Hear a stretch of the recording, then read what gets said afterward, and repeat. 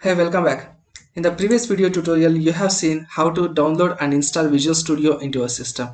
In this video, I'll explain how this tool can be used for the development purpose, and also we'll see how this interface will look like.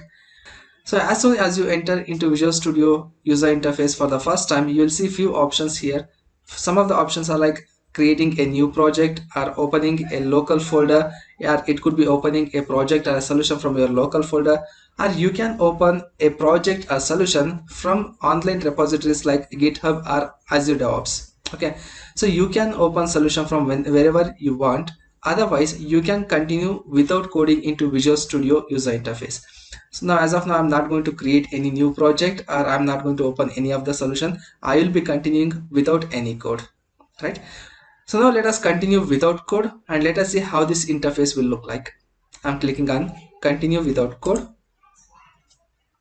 So now you can see, as soon as I click continue without code, you can observe the interface is completely blank, right? Because we have not created any project, we have not written any program, and we have not executed any application through this Visual Studio. It is a very fresh copy of development tool, right?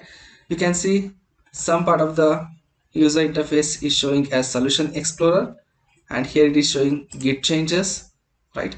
So we'll understand what is Solution Explorer and Git changes, and some of the other options like Server Explorer or Toolbox. Each and everything you will understand as we go through the course.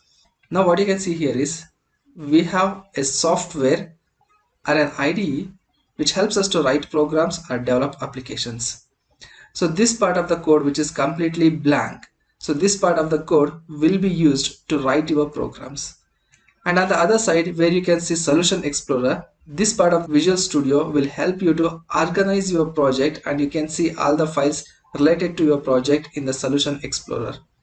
And similarly, you have Git changes. If you are making use of online repositories, so those files will be available here. And here we have few menus, where these menus will be helpful in different part of the application for the execution purpose, right?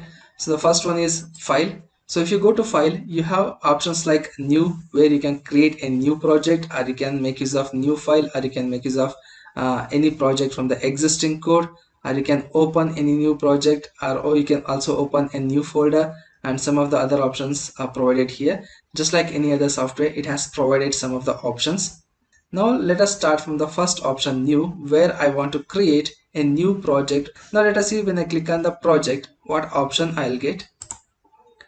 So as I'm clicking on creating a new project, it is going to show few options here, where you can select which programming language you want to use for developing your application, and which platform that you want to use, or which project type you want to make use, right? Let me go one by one. So in all languages, you are provided with few programming languages that are supported, and that are also based on what options we had selected during the installation. It is providing C Sharp, C++, F Sharp, JavaScript, Python, Query Language, TypeScript, Visual Basic, and XAML. Similarly, we can either make use of Visual Studio Code or Visual Studio for Mac. Okay, if you are making use of Visual Studio Code, it also provides programming languages like Python, Java, or C++. So those can be used. Okay, so and when it comes to platform, you have different platforms, like if you want to develop Android application, or Azure application, or iOS application, Linux, Mac OS, TV OS, Windows, or Xbox. So these are the different platforms where you are going to develop your application and deploy it, right? So now basically, since we are working on Windows, we'll be developing Windows application, right? If you want to develop any other application in the later part of the course, you can choose, and depending on that, you can develop the application. And finally, the project types. So when it comes to project types, so here you have different options, like either you can create a cloud application, or a console application, desktop application, extension, games, IoT, Internet of Things, library, machine learning, mobile, or Office, Office, MS Word, and MS PowerPoint. So those kind of applications can be developed by using Office or Office related stuffs.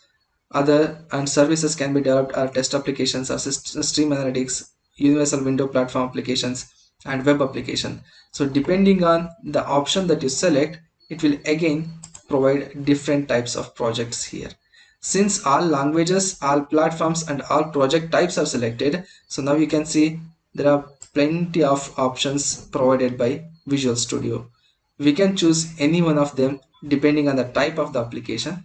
Since we are in the beginning stage, it is better to learn programming by writing simple programs. We haven't even written a single program at this moment.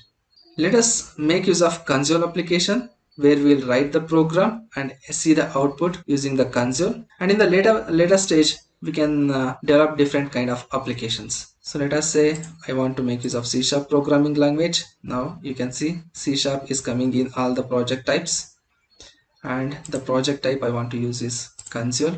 So when I used console and C#, it is showing C# for Linux, Mac OS, Windows and console. C# for Windows and console. Now observe the difference between these two.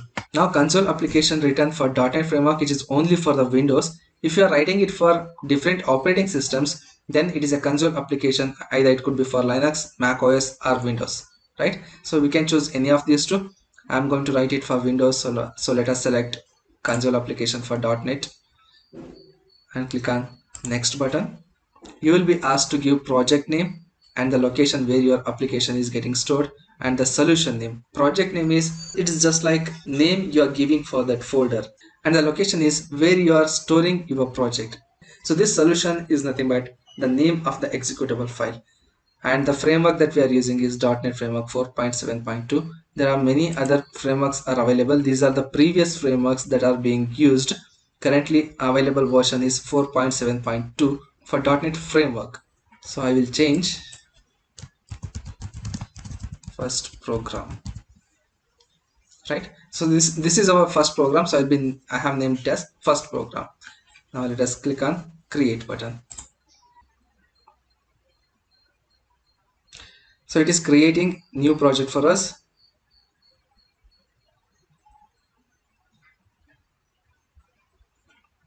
Great, we have created a new program for us using Visual Studio, and as I told earlier, Solution Explorer is a place in your Visual Studio which will contain all the files of your application. And it also contains a other space which is displaying the properties of our application. Since I have selected program.cs, it is showing program.cs file properties. Now our first project has been created. In the next video, let us see how to execute this program, and also we'll understand each components of this program. Let us meet in the next video. Thank you.